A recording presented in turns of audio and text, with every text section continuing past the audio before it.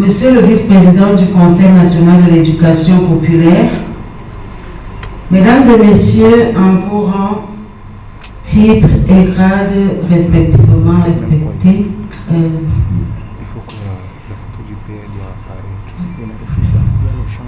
c'est un immense et chaleureux honneur pour moi de prendre la parole ce jour en ma qualité de présidente fondatrice de la jeunesse émergente et républicaine du Cameroun, la GERC.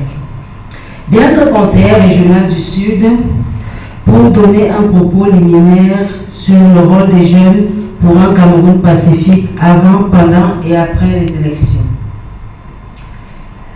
Les jeunes représentent aujourd'hui plus de 60% de la population du Cameroun. Nous sommes à un moment de l'histoire où l'engagement de la jeunesse ne peut plus être cantonné au second plan. Leur énergie, leur créativité, leur sens de la justice peuvent transformer nos élections en une occasion de progrès et de stabilité.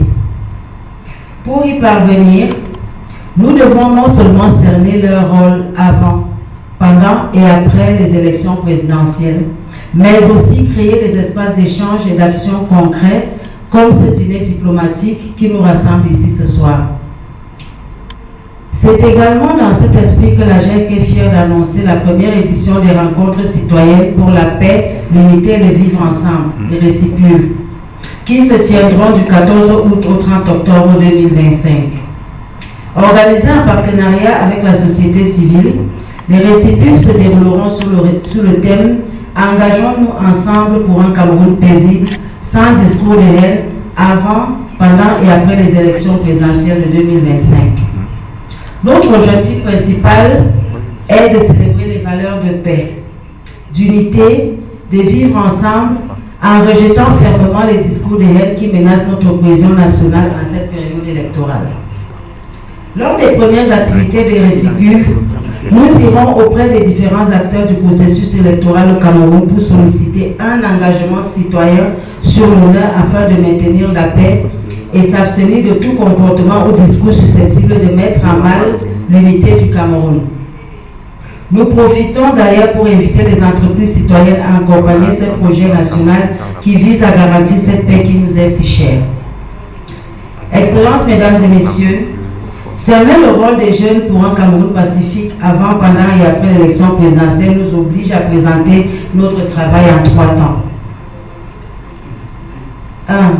Avant les élections, mobiliser les jeunes pour prévenir les violences, s'aimer les graines d'une citoyenneté active, éclairée et responsable. Il est impératif que les jeunes disposent des clés nécessaires à une participation éclairée. Cela passe par l'inscription sur les listes électorales, la compréhension du code électoral, la sensibilisation aux droits et aux devoirs citoyens. Nous l'avons fait d'une manière progressive dans nos nombreux forums lors des missions de sensibilisation sur le terrain également. C'est aussi l'objet du projet Hope Harnessing Opportunities for Peaceful Electoral Processes, lancé en janvier 2025 par Local Youth Corner, en partenariat avec le ministère de la Jeunesse et l'appui du NED. Ce projet forme les jeunes ambassadeurs de paix par des ateliers de campagne radio et des podcasts, afin de promouvoir une participation électorale apaisée. Dans les zones en tension, notamment dans l'est du pays, l'UNESCO a conduit 12 sessions de sensibilisation auprès de 1500 jeunes, axées sur la citoyenneté, le leadership local et la coexistence pacifique. Dans cette même lancée, nous nous sommes également investis à travers nos jeunes pour promouvoir les valeurs interculturelles dans le contexte de la désinformation en ligne. Depuis 9 ans, la Cameroun Debate Circuit enseigne aux jeunes à débattre avec rigueur, à décortiquer les faits, à comprendre les enjeux de gouvernance, qualité fondamentale pour résister aux fake news et construire la confiance démocratique. Mais au-delà de ces initiatives, nous devons également nous assurer que les jeunes ont les outils pour analyser de manière critique les informations qu'ils reçoivent, pour distinguer les faits des opinions et pour résister aux manipulations et aux discours de haine. Cela passe par un renforcement de l'éducation aux médias et à l'information, et par un soutien aux initiatives qui promeuvent le journalisme citoyen, et la production des contenus de qualité. Si la préparation est le fruit d'un plan de travail savamment orchestré pour parvenir à des résultats probants, il est aussi judicieux de se pencher sur le pendant des élections. Pendant les élections, une jeunesse mobilisée pour garantir la transparence, le calme et le respect des valeurs républicaines. La surveillance citoyenne est essentielle pour aider à mieux impliquer les jeunes pendant les élections. Il est donc crucial de mobiliser des groupes de jeunes formés à l'observation électorale pour leur permettre de jouer le rôle Dieu des yeux, signalant les foyers de tension, calmant les crispations, facilitant l'accès au bureau des votes, toutes choses qui feront d'eux des médiateurs de paix entre pairs pour favoriser le dialogue dans les lieux à risque. Campagne, réseaux sociaux, quartiers, apaiser les incompréhensions intergénérationnelles et intercommunautaires, surtout lorsqu'un climat de méfiance entoure la compétition électorale. On peut aussi penser à la campagne de lutte contre la désinformation.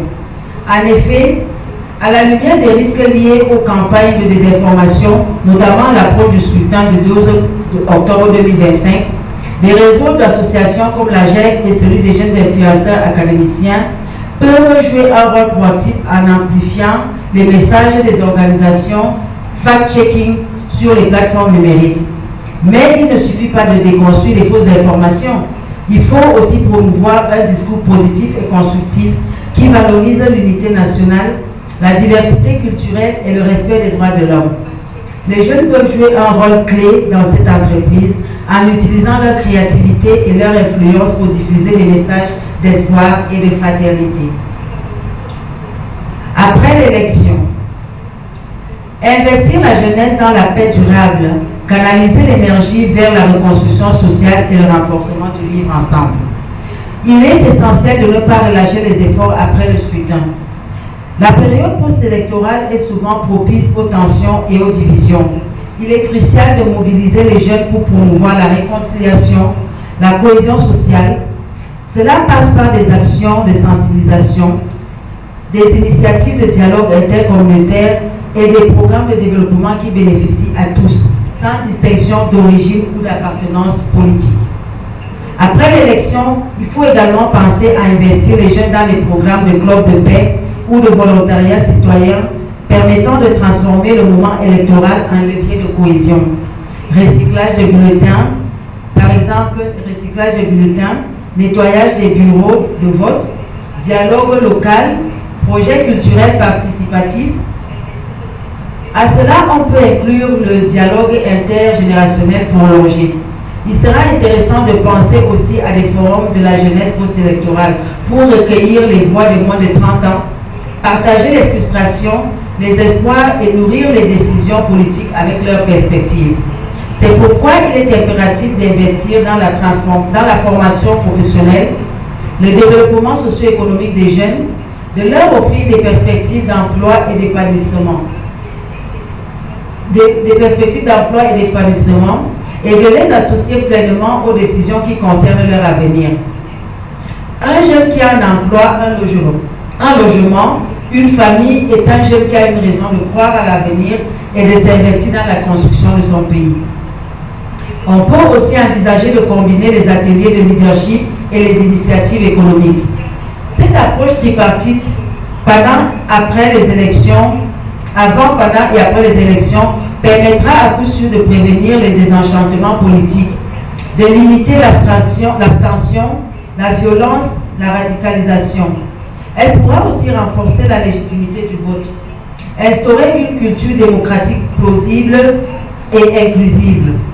Elle pourra anticiper les conflits post-électoraux et prévenir les violences tout en favorisant la réconciliation.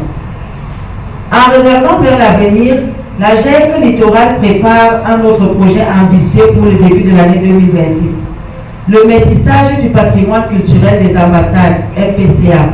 Cette initiative vise à célébrer la diversité culturelle et à renforcer les liens entre les communautés en mettant en valeur le patrimoine des différentes ambassades présentes dans notre pays.